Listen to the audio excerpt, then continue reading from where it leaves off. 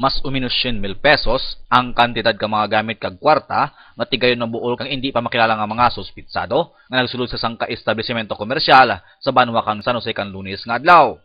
Ang KFT Commercial and Home Enterprise nga nahamtang sa Governor Wilbur Street ang ginsulod ka mga takawan paagi sa pagguba sa rehas nga nahamtang sa likod kang building kung saan diin dyan nahamtang.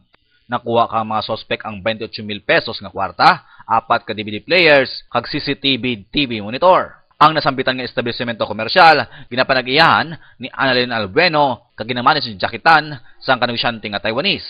Sa investigasyon ka sa San Jose Police Station, nagsulod ang mga sospek sa likod nga bahin kang building kag inutod ang cyclone wire kag iron grills nga nagaserbe nga security fence kan nasambitan nga building. Matapos makasulod, ginguba ang puwerka kag puwertahan kan nasambitan nga establishmento kag tigayon nga buol ang mga gamit kag kwarta. Padayon pa ang pag-alisar ka mga katapo kang scene of the crimes operative sa Consoko kang Antique Provincial Police Office kung sino ang mga suspitsado. Para sa Ko Patrol, Hernan Baldomero.